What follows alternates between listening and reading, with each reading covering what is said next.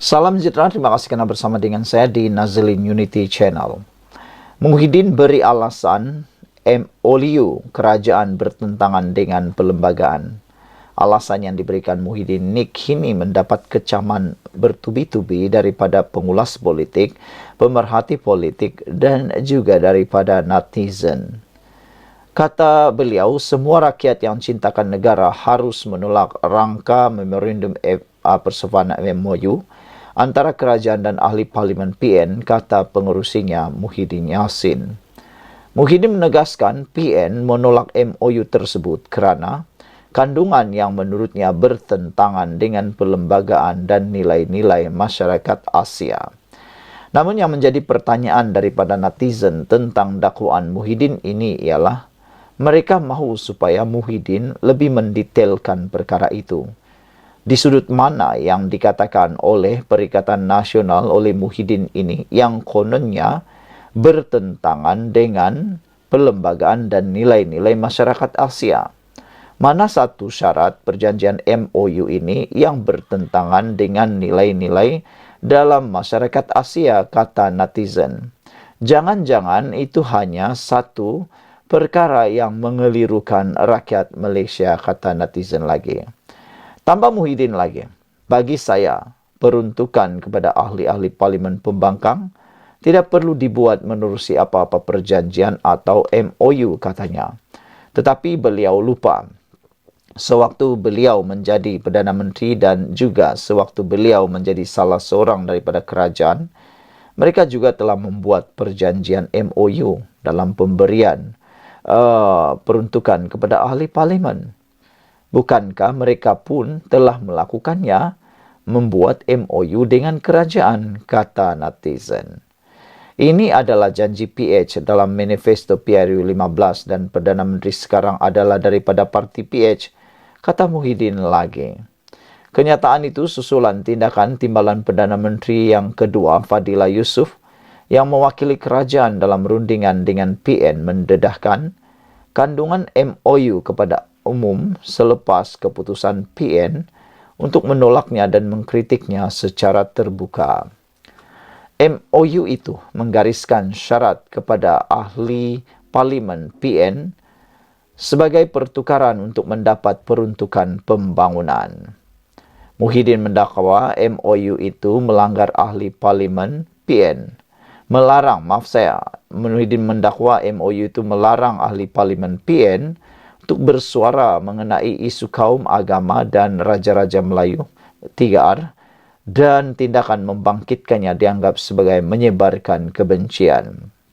Kata Muhyiddin, ini tidak betul. Negara ini dibina atas kesefahaman antara kaum atau kontrak sosial yang kemudiannya menjadi sebahagian daripada perlembagaan persekutuan yang mempunyai peruntukan khusus mengenai hak-hak kaum, agama Islam dan Raja-Raja Melayu, katanya. Apa hak kerajaan PHBN untuk menghalang ahli-ahli parlimen PN daripada memperjuangkan perkara-perkara yang telah termaktub di dalam perlembagaan persekutuan di Dewan Rakyat, katanya.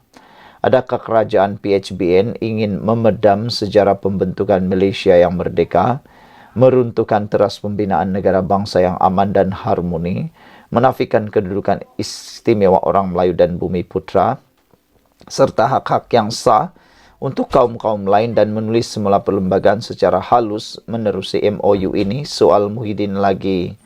Muhyiddin turut mendakwa MOU itu mengandungi unsur yang bertentangan dengan nilai masyarakat Asia apabila menghalang ahli parlimen PN membuat kenyataan yang mendiskriminasi mana-mana pihak sama ada atas dasar agama, kaum, atau apa-apa faktor identiti yang lain.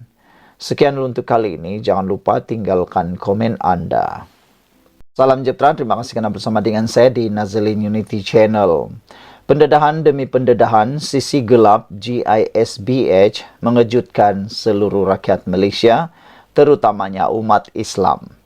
Kali ini, seorang bekas ahli GISBH pula mendedahkan 5 sistem berlawanan dengan negara dan nombor 3 paling mengejutkan kita semua. Sebelum kita teruskan, jangan lupa tinggalkan komen Anda, tekan butang subscribe.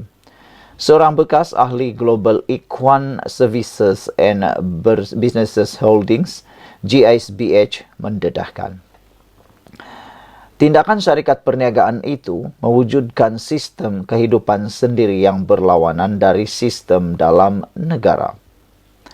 Individu yang hanya dikenali sebagai Raja Suhaimi itu antara lain mendakwa, setiap ahli GISBH dipaksa mencari dana untuk memenuhkan tabung jemaah atau syarikat, walaupun perlu bekerja sepenuh masa tanpa dibayar gaji. Berikut 5 sistem diwujudkan GISBH yang berlawanan daripada sistem dalam negara. Nombor 1, sistem ma'asyah, keperluan menggantikan sistem gaji. Kerja siang malam kena buat macam-macam pekerjaan, kena overtime atau dihantar ke luar negara, tetapi tidak dapat gaji dalam bentuk duit. Mereka diberi makan, minum, tempat tidur, diuruskan perkahwinan sesama ahli. Banyak yang dizalimi daripada sistem ini. Lebih kepada sistem perhambaan.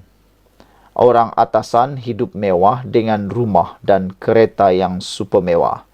Orang bawahan nak berjumpa suami isteri pun kena tunggu giliran dan diaturkan.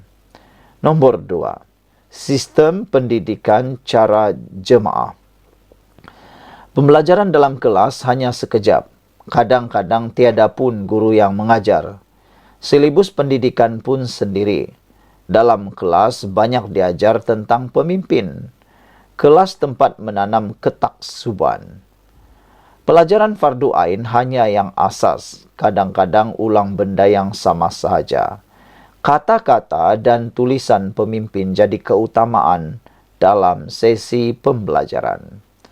Selebihnya mereka akan disusun untuk kibrah atau pengalaman dan kemahiran.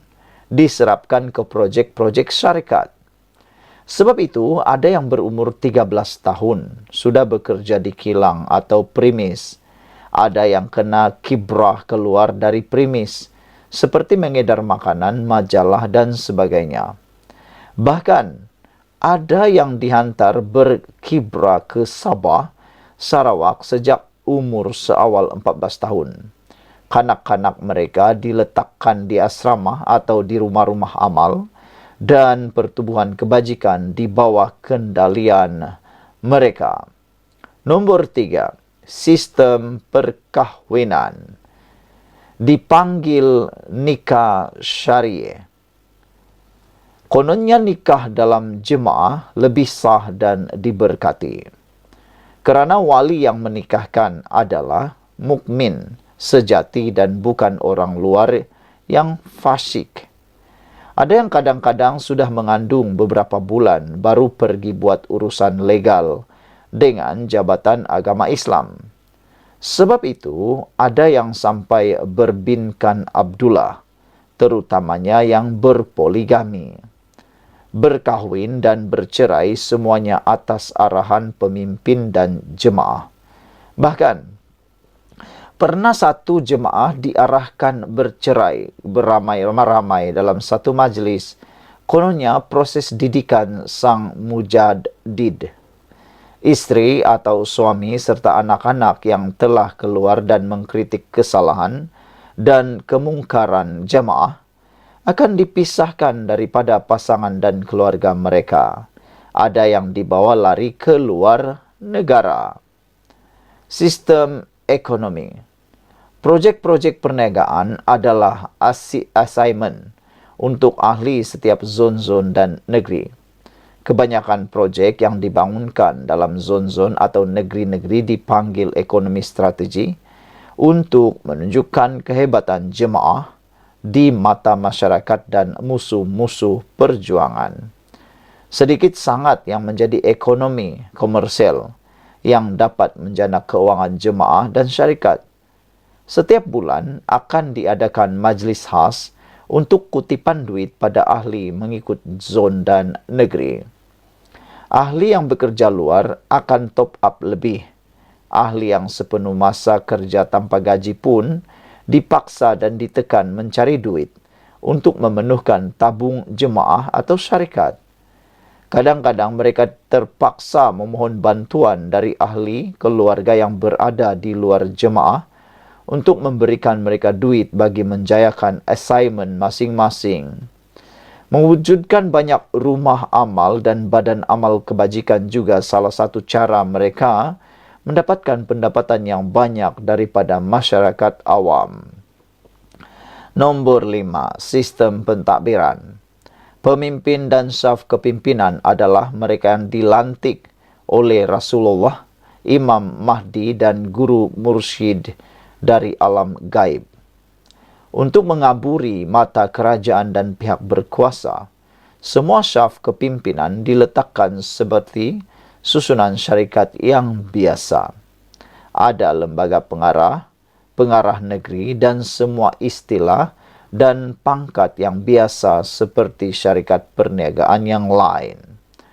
Susunan pemimpin teratas adalah yang paling tinggi takwa pada zamannya. Mereka layak menjadi wasilah untuk doa dan tawassul ahli dengan menyebut nama mereka. Segala arahan daripada pemimpin wajib ditaati. Mereka sering mendakwa dapat berhubung dengan Rasulullah dalam bentuk yakazah. Ada arahan tertentu kononnya dari Rasulullah dan Imam Mahdi, termasuk rombakan kabinet bayangan daulah. Terdapat juga ramalan-ramalan masa depan yang dikatakan daripada Rasulullah dan Imam Mahdi yang kebanyakannya meleset dan tidak terjadi. Cukup dahulu sedikit yang saya tuliskan, hasil dari pengalaman sendiri kata pendedahan ini. Ayo bersama kita jauhi dan hindari katanya. Mereka sangat hebat dalam berlakon dan menyembunyikan kesesatan. Bahkan, sanggup bersumpah dalam takiyah tahap tertinggi. Saudara-saudara sekalian, itulah dia pendedahan paling mengejutkan dan paling menarik yang pernah kita tahu. Bekas ahli GISBH dedah. 5 sistem berlawanan dalam negara dengan negara. Nomor 3 paling mengejutkan. Kita jumpa lagi. Bye-bye.